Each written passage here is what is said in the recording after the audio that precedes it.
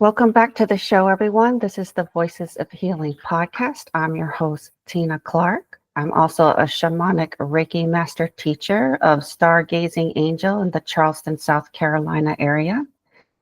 So if you're looking for energy healing or intuitive readings, I do that too, online and in person. Today's guest is Kara Goodwin. She is an author and a podcast host and a spiritual guide. And she's written a book called Authentic Awakening, a guide to everyday spiritual living. Welcome to the show, Kara. Thank you, Tina. I'm so excited to be here. Thanks for having me. Yeah, so tell us a little bit more about yourself and your background and what do you do? So I do a multitude of things. I am a spiritual guide.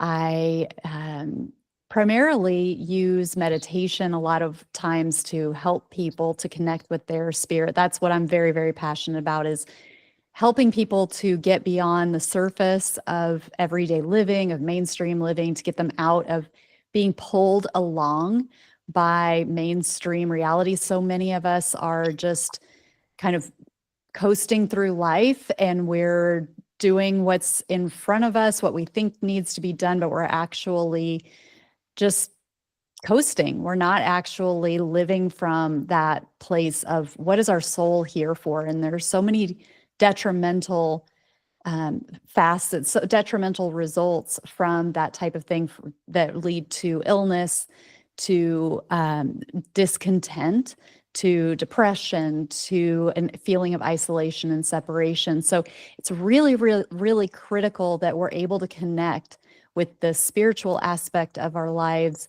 and to live from that place as much as we can, not to renounce life and to we can go to the other extreme where we're like, well, I'm just spirit and this whole realm doesn't matter and my human life doesn't matter because really the truth is I'm a spirit and this is an illusion. And there is this balance because we are here in human bodies in this physical realm, and I believe that's very purposeful, and that is that greatly impacts our soul. That's a great opportunity for our soul. So it's not to renounce it and to discount it, but it's to live from that place authentically and to allow that to be a driver for the decisions that we make and the actions that we take in this life. And so that is, my book is my soul offering in book form, which is Your Authentic Awakening, as you said.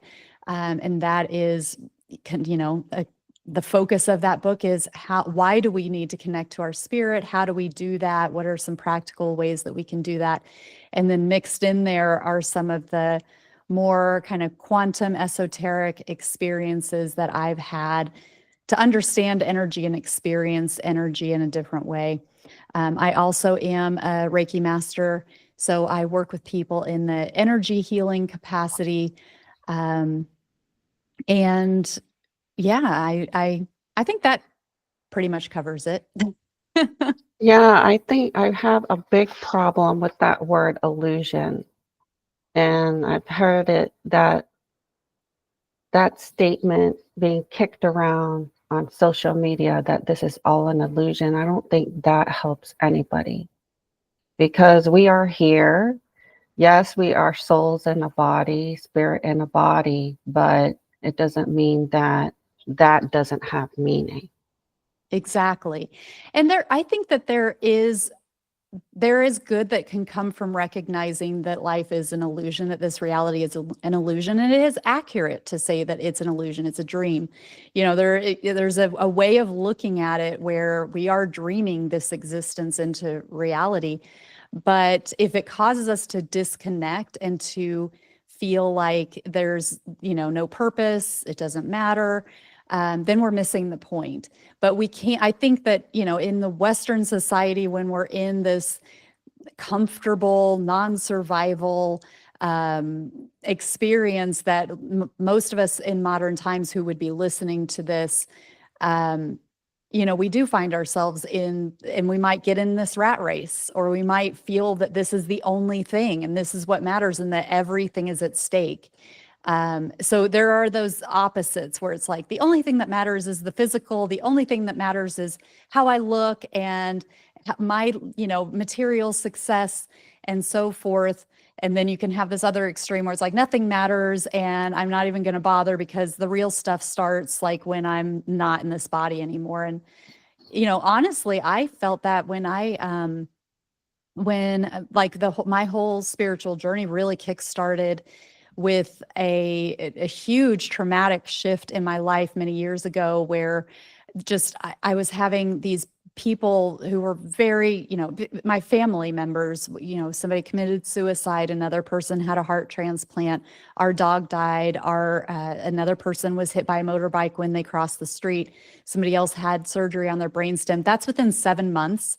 And that was within like not my immediate family that I live with in my home, like not my kids and my husband, but like our parents and our siblings. And so very tight circle within the family. And it was a very tumultuous time. And I remember just feeling like I was in this very confused state and not very connected to my soul, curious about my soul, but not, very much living a mainstream surface level life. And I really thought, I did think that, we had souls and that life carried on when we died, but I really felt that that was the important thing. Like, this doesn't even really, like, I could get myself into that level of thinking where I was like, it doesn't really, I just want this part to be over. Like, I just want to get through this life, get to the end of it where I'm really living what matters, so I can completely sympathize with that line of thinking, but I don't think it's true. I think that's a misunderstanding of the opportunity that we have here as souls. Exactly. And I agree with you too that our spiritual side is extremely important, and we're not really told or raised in a way that honors that all the aspects of us. There's so much focus on the physical and everything else is ignored. And we see already how we're paying the price in this culture because of, the mental illness and all the issues that we have now. So it's time to start understanding who we really are, right? And that we're multi-dimensional, and that Absolutely. energy is everything. And that's why I love Reiki, because Reiki teaches you about your own energy and other people's energy and energy flow. And so I will never stop talking about how awesome Reiki is. Yes, 100%. It's such a gift. Yeah. So I know that you have some healing stories to share. Let's start with one of your favorites. Yes. So some really interesting things can happen when we're using something like Reiki. And I will say for myself, I've gone through the Reiki training. I love Reiki. I always start my healing sessions invoking Reiki, the energy of Reiki, the symbols of Reiki. Um, and I think a lot of practitioners kind of intuitively allow other kind of organic healing to flow through them without kind of shutting themselves off to like, oh, it feels like it would be helpful to add in this element, whether we add in some sounds, some tuning forks, we place our hands in a non-traditional way. Sometimes I feel like I'll be at one chakra point and another hand's supposed to go to a shoulder, or it's supposed to go to a different chakra point and make a connection and things like that. And those were things that I wasn't really taught in Reiki per se. So I tend to consider myself more as an energy healer. Even, I do consider an expansive definition of healing to include my voice, and the work that I do through my podcast and my connections when I'm just talking to people, because there are some huge shifts that happen in that way too. But some of my favorite healing stories when somebody's actually on the table and I am like invoking healing.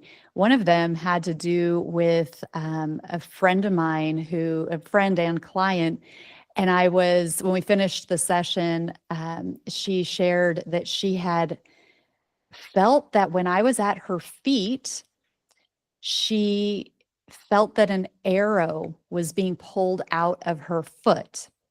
And, that's a very, like, she's like, it was so physical. There was a really physical sensation of an arrow being withdrawn from my foot. And of course, I'm just standing still, holding the space and infusing her with energy and allowing the energy to do its thing with whatever was for the greatest and highest good. So that was exciting for us and fascinating.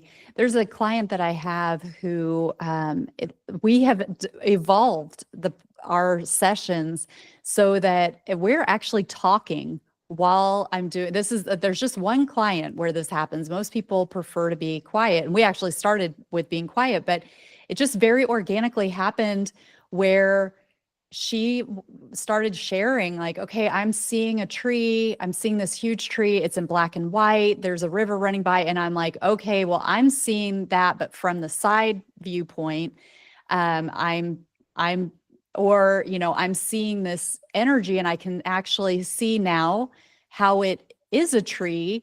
But I wasn't connecting to it as a tree. There will be, we've had so many really specific instances of like her cat being curled up under the table and in a specific pattern that I was seeing, while I was working on her, that then she shared when she finished about this same kind of energy pattern symbol showing up for her. So that has been really, really fascinating because there have been some big synchronicities there.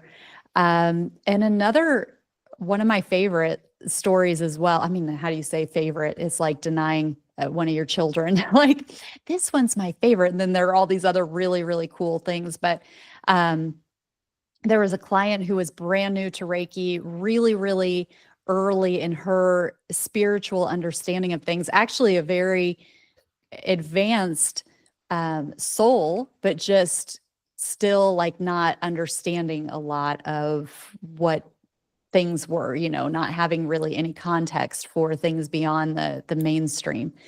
And as I'm working on her for the first time, I'm seeing in my own mind's eye all like stars, lots of stars. I'm basically in space. I'm seeing outer space, like classic. And I see this, like, this is not unusual. I'll see this in meditation. I'll see this, in that hypnagogic state between wakefulness and sleep. So I'm familiar with it, but for me to be working on a stranger and to see that, I'm like, oh, okay, well, this soul is galactic. This is a starseed. But I also know that for a lot of people, they don't know what a starseed is. They don't understand that a lot of us have galactic origins, and that can actually freak people out to be like, wait, what? I'm an alien? You think I'm an alien? Or that's a thing? Like, aliens are real? So I had no intention of saying anything. At another point, I was seeing symbols with her. I was seeing like sacred geometry come through. And so again, I'm like, for me, the reference points that I was getting these signals of understanding her as a starseed. And I was just taking the info like, okay, this is interesting. No intention of sharing it with her unless I got the cues from her to share. And so we finish and she starts talking about these symbols that she was seeing behind her eyes. She's like, yeah, I can't remember now the details, but it was like, I was seeing like triangles, 3-dimensional triangles. And then it morphed into this spiral, so she's sharing a lot. Like, I'm recognizing what she's saying as sacred geometry. I'm like, oh, she's seeing these patterns herself. And so she said enough, like, without me asking, she gave me enough clues to be like, transmit, like, what do you want to tell me here? She opened the door for me. So I was like, well, I wasn't going to say anything, but I'm definitely on my side got this star seed connection for you. Like I was seeing that you're a star seed, and even took for granted that she would know what that was. So she's like, I don't know that word. What are you talking about? And I'm like, well, I think your soul origins come from other planets, other star systems. And it's not normally something I would say to somebody, but there were just enough things that you said that it seems that you're meant to know that. And so she took it really well, and she was like, that actually makes a lot of sense with like dreams that she's had her whole life, and things that she's been interested in, but she'd had no context for. So we kind of carried on the discussion over text, like as the day went on, just to help her integrate, because it was like, that's a lot to hear from somebody when that's brand new to you. And it's been really interesting, all the pieces that have come in for her since then, where it's like, so many resources are showing up in her life that are helping her to make connections, and fill in gaps, where it's like that was the trigger point for her to kind of launch into a new way to see herself and to understand reality. So those are some of my favorite, again, let's just say those are the things that come to mind in this moment of powerful stories from healing sessions. Yeah, when I contemplate the whole star seed um, feeling, sometimes I feel like everybody is a star seed on this planet. They're like, there's no exceptions to that. Is Yeah, anybody originally from Earth? I think so. But it is such a great question. That's one of those mysteries to me too. I do think that there are people who are very, very tightly connected with Earth. And of course, Earth is a planet. I mean, Earth itself is a galactic entity Hmm. herself. But I think that there are people who very specifically and are connected not with the earth, who are here, who aren't really native to the planet, and maybe don't have a lot of experience with this planet, whereas there are other people who, they would consider this home. They've been here for, many, many, many lifetimes, feel a deep, deep connection to the planet. And then there are just others who carry a different frequency, who don't have as much of the Gaia frequency in their energy signature, and they're here to provide that frequency from somewhere else that can help Gaia go through its evolution right now and help humanity with some things that aren't necessarily native to this realm. Yeah. Why do you think it's important for someone to know if they are a star seed? How What does that help them? Yeah, what a thoughtful question. I don't think that it's necessary for people to know. I think that there are plenty of people who are star seeds who don't even consider, who aren't interested at all in the solar system, in the galactics and the cosmos. Um, and they don't need to know. They're here, like their mission, what they're here for, it's not necessary for them to know. And that's why I didn't feel any urgency with sharing with this client that, because it's like, okay, I know that I'm very, very sure that she has galactic origins. Um, but who am I to say that she needs this information or that it's helpful for her to know? Because again, for some people, that might just be way too much information. It just too far outside of their comfort zone. And it could be, take them off course, if they're here, depending on what it is that their soul is here to do, it may not require that they know that they are. But for some people, they're just naturally interested in it. It helps them to zoom in on what their purpose might be, or to hone in on how they might be able to provide the highest service for themselves. Um, and when I say that, the highest service, there's this very human, particularly Western or American way that we might consider service. especially when we're thinking about healing modalities and things like that, where we tie in what is our service with what is it that we do for a living, or what is it, how do we volunteer ourselves, or how do we work with people very intentionally. And I consider service in a much broader sense, where we may have a very mainstream job, we may be in the corporate world, we may not be, seeking out ways that we are quote unquote serving, but we're working on ourselves. We're making sure that we're in alignment with our soul, and that we're allowing our soul to shine through in our interactions. We're compassionate, we're forgiving, we're working on our own traumas, and we're forgiving others.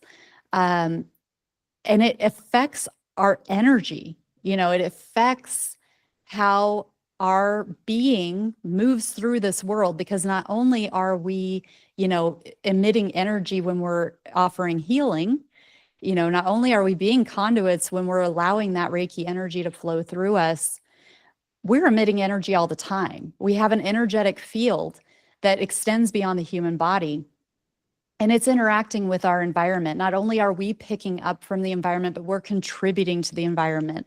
Not only are we picking up from the collective consciousness, but we're contributing to the collective consciousness. So that is a service. When we're allowing God's light, or the universe's light, source's light, however we want to think about it, but when we're as aligned as we possibly can be, and we're allowing the divinity, the highest version, the highest reflection of ourselves, the highest offering of who we are, to flow through us with no obstruction, that is service.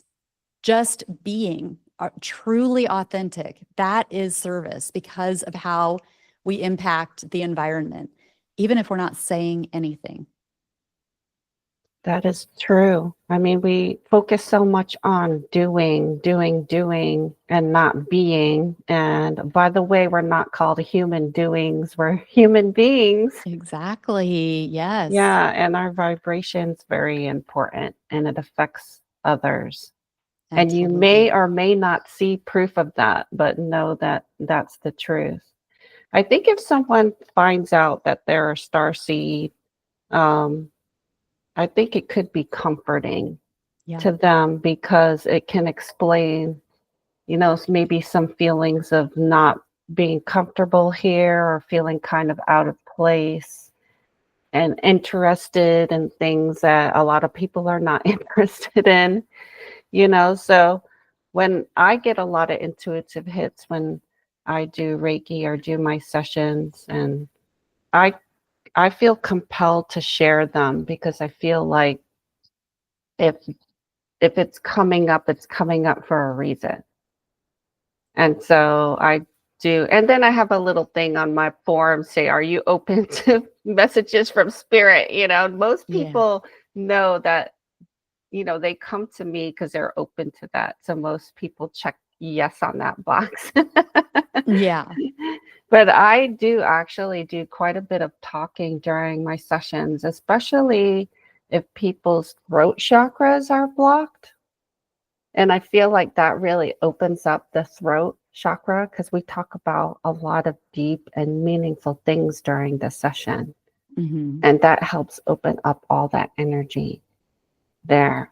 It's really so. And then some people just need to talk about things. And so I set time in the beginning to talk, but sometimes when they're on the table, they're talking. And I like that they're sharing or seeing, especially if they're seeing or feeling anything, because that kind of points our way on what to focus on. Yeah. Yeah, that's beautiful. I love the openness to that, and we're all here to provide what is organic to us, and what are our strengths, and the people who come to us will be drawn to us, for reasons beyond what they can explain. Right. I know that I've had sessions where I have started to share things while they're on the table of like, oh, this is coming in while it's in front of me, let me just mention. And I can tell that the person's like, okay, that's interesting, but I really just want to relax now. Right. They're not really like interacting with me. So I really just prefer to, you know, feel into what is this client preferring and what are they preferring today? Maybe last time our session was quiet, but this time they're chattier or vice versa or whatever Right. the time is calling for. So back to the client with the arrow being pulled out of her foot. Did she have any kind of foot issues or pain? That was a while ago. That was a few years ago. So I don't remember that she had specifically had any sort of block at that particular time. I know that they're in that same sort of window of time within a year of that.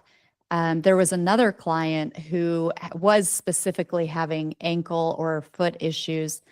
Sorry, bear with me just a second. I can see that my computer is saying it's going to go to sleep, and it's like it's not real.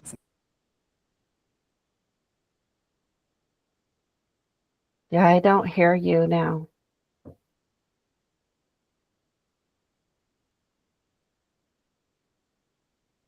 No. There. How's that? Okay, there you go. Okay, sorry. It went muted for some reason. And You now must be talking about something really important, so get back to it. I know, but my computer keeps unplugging itself. So I'm trying to, it's doing it again. Sorry. I'm so sorry. And if I take this thing out, it's going in and out. So hopefully it will hang in there. I'm really sorry. It's showing that it's unplugged. And I don't want to lose you because it says it's like 10%. Yeah.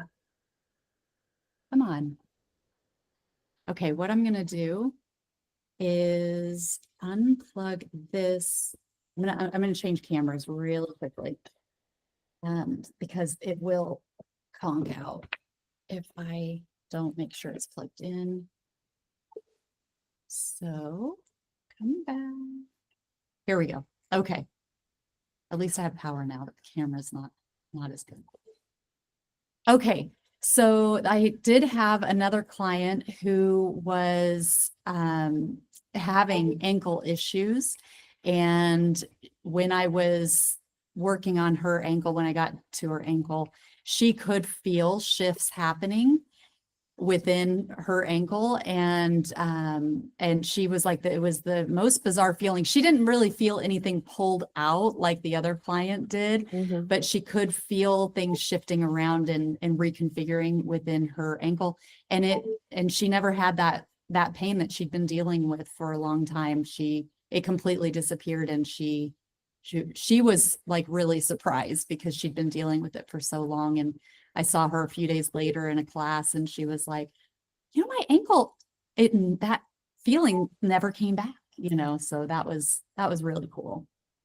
Yeah, it reminds me, I had a friend who had plantar fasciitis, and she had been running and loved to run, but couldn't run anymore and was trying all these different things and came to me for Reiki. And, it got better after Reiki. And she messages me. She's like, "Hey, by the way, I'm back to running." And she said, "I don't know what it was." And I was like, Hmm.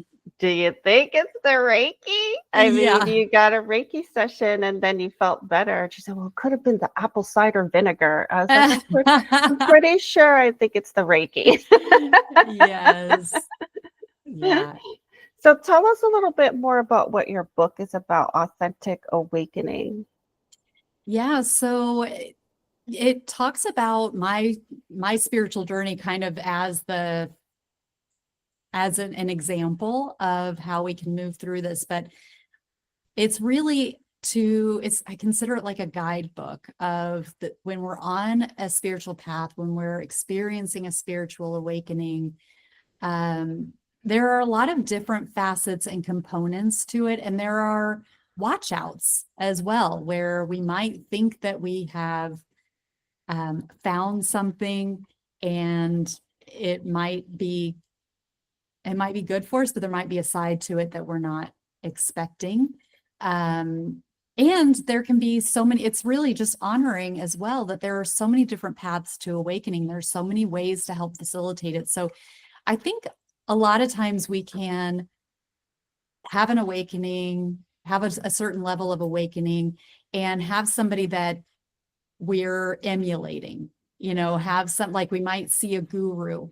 I know when I got on my path, there was a spiritual master that was really important to me, and there was an organization that was teaching his methods, and this was somebody who had died, in the 1950s.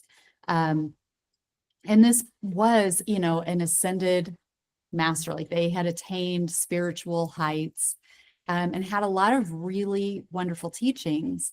And then there was this organization that they were keeping the teachings alive. And that really, really helped me to get on the path, to get some tools and techniques to help nurture my spiritual awakening. And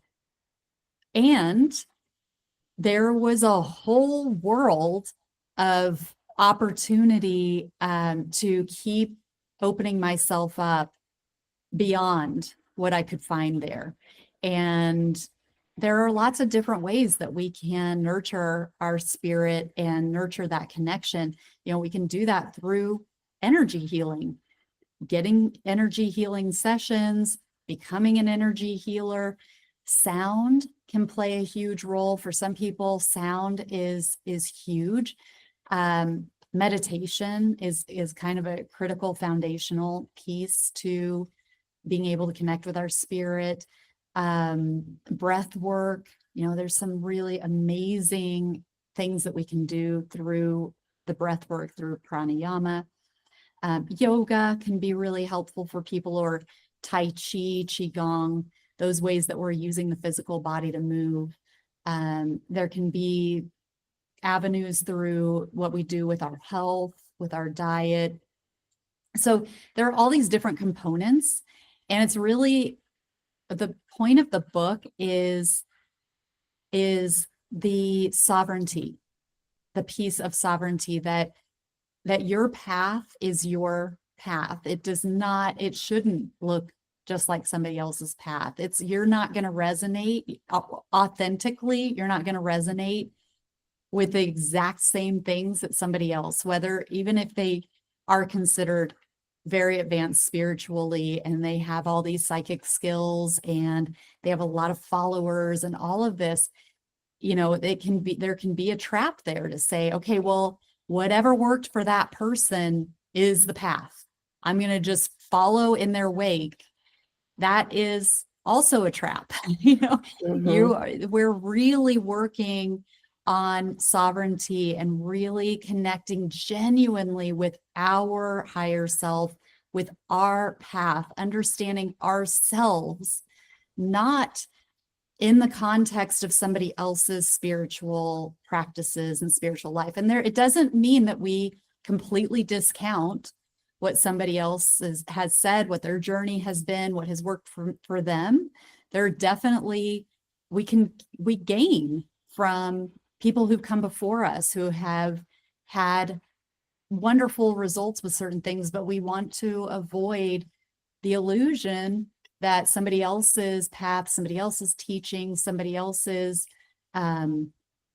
experience is the be all and end all, and we're going to receive everything we need within the confines of the box of that person and their experience.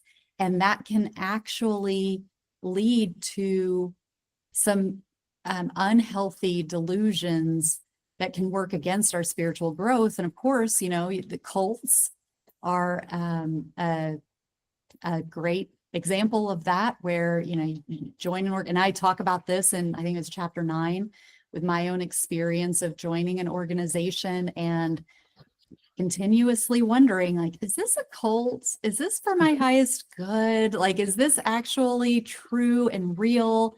Are these people who they say they Are they just, is a lot of this stuff is really expensive, and there's all you can explain away and justify things and understand things from a lot of perspectives. Like, am I being siphoned from, or is this really the quickest path for my spiritual evolution? And it's tricky terrain.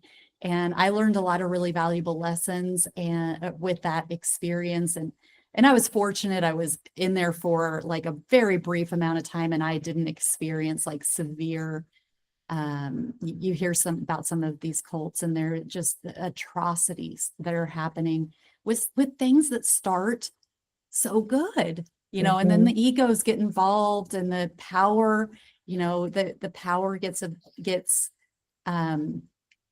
the desire for power takes over, and it can be a really detrimental experience and work against our spiritual growth. So there are a lot of components, and every chapter ends with practical tools to help to integrate the content from the chapter. So that is the nuts and bolts of your authentic awakening. Yeah, I think the important message there is to try different things, and that there isn't just one person who figured it all out that you have to follow. Right. And I think, yes, a lot of people get sucked into that. Yeah. And I had a friend who actually was following a guru also, and even moved out to India and was doing work for them. And, it wasn't a healthy place for her. And so now she's very cognizant of that type of energy.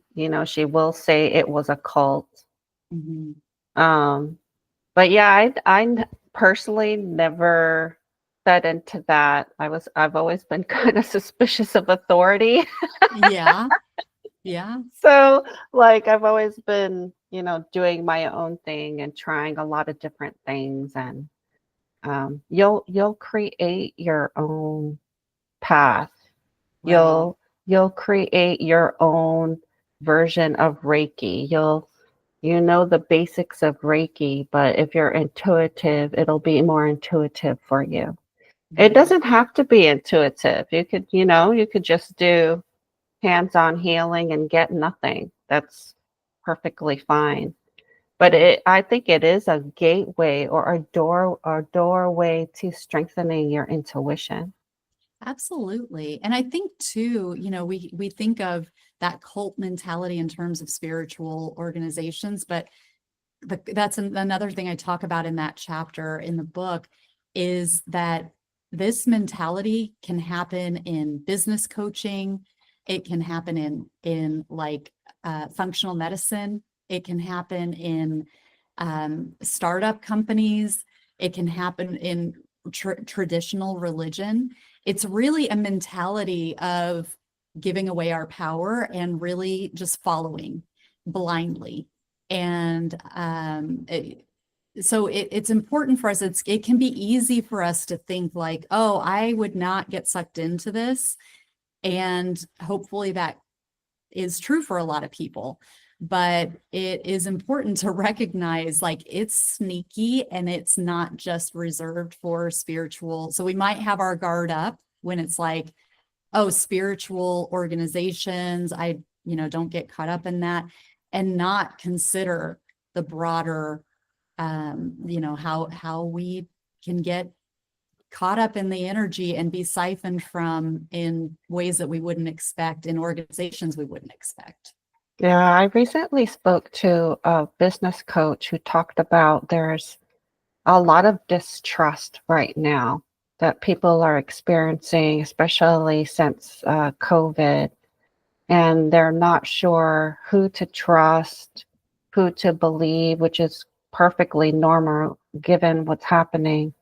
But I just wanted people to know that there are authentic people out there who have your best interests. They tend Absolutely. not to be in power, though. Yeah. you know, Yeah. There they are. tend they tend to be people like you and me who are helping people, through whatever obstacles that they have. And we're not in it for the money. We're not in it for fame or power or praise or whatever, these influencers are doing. And that's why I think discernment's really important. Work on your discernment, and your discernment is based on your feeling about something. So important. So well said. And so everything you just said is, I applaud you, because the discernment is key, and you might need some help to develop your discernment. And there are people who are legitimate, who are there to help you. And there are warning signs. There are things to look for, because, in my own experience, with what I would look back on now and say, yeah, I would say now that was a cult, but you don't know it when you're in it. And there were warning flags. There were signs that I was aware of, and I was watching. So there are key indicators that we can be watching for. But it's not to throw the baby out with the bathwater and say, like, well, everybody is suspicious, I'm not going to trust anybody.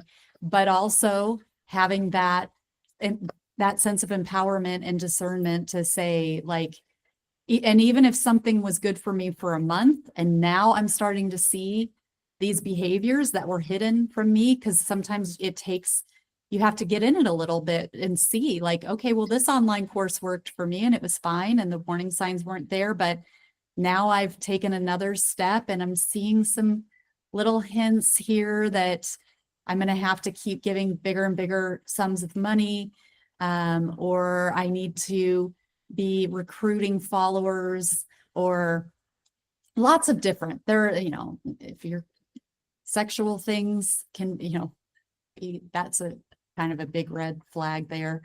But all kinds of things. There are definite warning signs to help you with your discernment.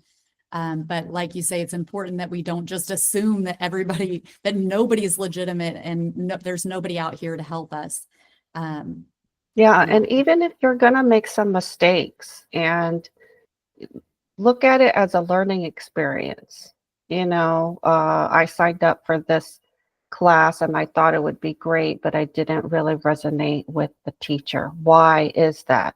Did the teacher say things that, was it how they treated others in the class? Like, really investigate that for yourself, and then move on, and everybody makes mistakes. Everybody is learning. No one has figured out everything.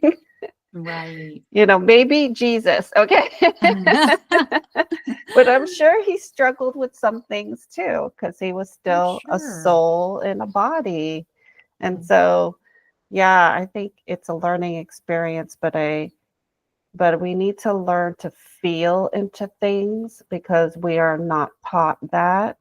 And we'll just use America as an example, since we're both American, but we're not taught to value how we feel and value our emotions. And it's all thinking, mind energy. And I feel like the mind isn't that wise. Yeah. The wisdom is not there. It's circular, and it's repetitive, and that's not necessarily true. And the mind is also a receiver. So the mind is receiving information that from whomever, the ethers, or the or person, the collective, right, the neighbors, and that's not necessarily the truth, or the truth for you. And so we really need to go into, pay attention to our body, and pay attention to our feelings, and all of that. I mean, our body has its own wisdom too, and its own messages for us. Yes. Did you write my book? Because this is like, you are just like hammering it home. Yes, yes, yes. I love it. I find the body the most mysterious of But it them is, all, yes, actually. the intelligence and the signals and the communication we get from the body is it's gobsmacking. Yeah. Yeah, and the more you don't listen to the body, the bigger the messages get. Mhm. So you want to pay attention to the body. You want to pay attention to what is the body trying to tell me. And that's why I love Reiki and the study of chakras, because you can deduce what this all means. You know, if you're having Right. shoulder pain, it's a throat chakra. The throat chakra means being your authentic self, speaking your truth. You can start asking yourself questions. Am I having a hard time speaking my truth? Is there somebody that I feel like I can't be myself around, that I Right. have to spend time with? So all of Absolutely. that you can figure it out, but it takes some work and investigating and contemplation. And discernment, like you And if you said. need help, find people to help you figure that out. Right. Kara, myself, you can come to us, have a session. We're used to thinking this way. We're used to approaching life this way. So we may help you get to that conclusion or that route quicker than you Right. can by yourself. Absolutely. Yeah, I love what you're saying, the intelligence of the body and the fallacy that the mind that we can think our way out of everything or think our way to the solution of everything. So many times I remember even before I had my spiritual awakening when I was fresh out of college and I was a computer programmer, and I remember like trying to decode this bug. And I was like, I remember thinking, once I solve this, I'm gonna go to the bathroom. And so I was like trying, and I just was hitting wall after wall after wall. I'd do something and the bug was still there. I'd test it and I'm like, it's still not fixing. And finally, I was going to burst. So I was like, okay, I'm just going to have to go to the bathroom. And as I walked, walked like 1 minute, and all of a sudden I saw the solution in my mind. And I wasn't even looking at the code anymore, of course, because I was walking, but it was getting out of the loop that I was in, the mental loop that I was in while I was sitting there in front of my computer using my physical eyes and my mind. It was loosening that, allowing myself to get away from it, and it very quickly revealed itself. And I'm sure that people who are listening have experienced that, where it's like I'm trying to think, and pulling things apart and really teasing it with my mind. And then I have a dream. And in my dream, the solution comes, or I'm making dinner and all of a sudden it just comes to me. And that's the mystery, and that's the magic, and that's the opportunity. But it also shows the limitation that we have of just overvaluing what our minds are capable of. I love that. And how many answers have you gotten in the bathroom or showering? Right? Yes. Because you Yeah. allow the mind just to stop thinking so much. And sometimes the answers come by something someone says to you Right. in a conversation, or you bumped into a stranger and had a good little chat with a stranger, but there's something that they said that you've been thinking about or contemplating. So Right. the answers are actually everywhere. You have to look for them and pay attention, and then tune in. How do I feel about it? Yes. And if it's the right thing for you, you'll feel happy and joyful and excited. Right. Not to say that fear doesn't have, a place too, because sometimes we fear things that we need to do too. Yeah. Yeah, for sure. Well, I love that. I love the topic of your book, Authentic Awakening, A Guide to Everyday Spiritual Living. And I want to thank you, Kara, for being on the show. And can you share your website and any kind of projects or classes, or what do you have going on right now? Yes. Well, thank you, Tina, so much for having me. I've just loved this discussion. You're such a light, and you have just this beautiful delivery of in this stable field that you're holding that's so valuable. So my website is karagoodwin.com. I do continuously have different workshops and summits and things that I'm hosting. I know that it's going to be a while before this is coming out, so I won't Well, if you mention. have something coming up soon, what I do is I release the episode as a bonus Oh, episode. okay. So it'll come out sooner. If you have something coming Okay. up, then we can do that too. Okay. Well, later in May, on May 29th, I think it is, I'll be having a workshop on an energy reset, just really working on clearing energetically distortion, bringing in more clarity. So that'll be May 29th in 2025. I also have a galactic summit with some really amazing guests like Debbie Solaris and Vivienne Chevet. Tony Ghazi, for any star seeds out there or people who are curious, starseed curious, galactic curious. These are some really amazing resources who are able to tap into cosmic intelligence. And I have my podcast Soul Elevation. So you can I've got like 400 and coming up closer, I think 420 something or 30 something episodes. You can get all of those at soulelevationpodcast.com. That's awesome. And by the way, everybody, her podcast is in the top 2% in the world. So check it out. And thank you again, Kara. Thank you so much, Tina.